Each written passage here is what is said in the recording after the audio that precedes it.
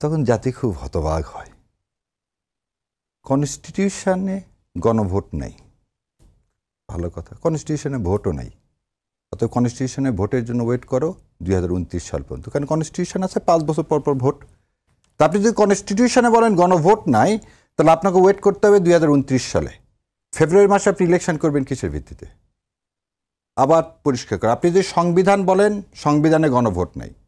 আমার বোন আইনজ্ঞ, আমার যতটুকু ছোট জ্ঞান তাতে বলছে যদি কনস্টিটিউশনের মধ্যে থাকতে চাই তাহলে কনস্টিটিউশনে গণভোট নাই, খুব ভালো কথা।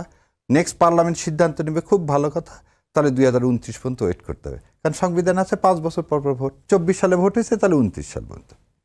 এখন আমাদের রাজনৈতিক দলগুলোর একটা অবস্থা কি, যেটা আমার সাথে মিলবে সেটা সংবিধানের দোহাই দিব, যেটা মিলবে না সেটাতে নিব না, তা তো হবে না। এবং এই জায়গাতেই হচ্ছে জাতির সাথে কোথাও প্রতারণা করা যাবে না।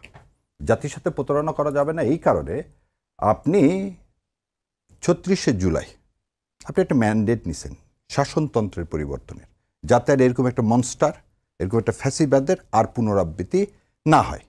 এবং এটার কারণে আপনি কি করলেন, আপনি এটাতে সাইন করলেন।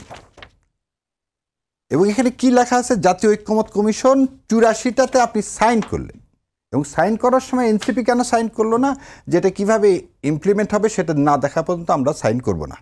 তাহলে যখন আপনি সাইন করেছেন, তখন সেই সাইন করা থেকে আজকে যে কথা বলতেছেন যে সংসদে চলে যাবো, তাহলে এখনই আপনি কি করলেন? কিন্তু বিএনপির পক্ষ থেকে তো অভিযোগও আছে যে এটা প্রতারণা করা হয়েছে। আর শেষ করি, আপনি সাইন করছেন, সেটা সাইন তো আর প্রতারণার মাধ্যমে নিয়ে আসা হয়নি। নিয়ে আসা হচ্ছে কোন জায়গাটা, যেটা গণভোটে দেওয়া হবে সেই জায়গাটা নেক্সট হবে। কোথায় প্রতারণার কথা বলতেছে, নোট অফ ডিসেন্ট ছাড়া যদি দেওয়া হয় তাহলে সেটা প্রতারণা। আমি ওই পর্যন্ত এখনো যাইনি। আমার কথা হলো, প্রথমে তো সব দল মিলে এটাতে আপনি তো সাইন করলেন, তাহলে এটা একটা কন্ট্রাক্ট কার সাথে? জনগণের সাথে, সমস্ত রাজনৈতিক দলগুলোর। যেই ক্ষমতায় যাক তাকে এটা পালন করতে হবে। আপা যখন বলে পালন করব না, তাহলে সে হবে ব্রিচ করবে, আর ব্রিচ করলে কনসিকুয়েন্স খুব খারাপ না। কিন্তু এটা যদি কোনো রাজনৈতিক দল সরকারে গিয়ে বাস্তবায়ন না করে, তাহলে কি আইনে কোনো বাধ্যবাধকতা আছে? এই জায়গাতেই যাচ্ছে। তাহলে এটা একটা কাগজ, এটা একটা চুক্তি, কিন্তু এই চুক্তি কি করা যাচ্ছে না, প্রয়োগ করা যাবে কি যাবে না সেটা নিয়ে কথা। সেই জন্যে আপনাকে ইমপ্লিমেন্টেশনের কথা আসছে বা লিগ্যাল বেসিসের কথা। লিগ্যাল বেসিস মানে কি, আপনি যদি না মানেন আপনাকে মানাতে আমি বাধ্য করতে পারি। আবার বুঝেন, লিগ্যাল বেসিস মানে আপনি মানবেন না, আপনাকে মানাতে আমি বাধ্য করব, তাকে বলা হয় লিগ্যাল বেসিস। এই লিগ্যাল বেসিসের প্রসিডিওর কি বললো, একটা আদেশ জারি হবে। কি হবে? একটা আদেশ জারি। এবং সেই আদেশের ভিত্তিতে আপনি কি করবেন, একটা রেফারেন্ডাম দিবেন।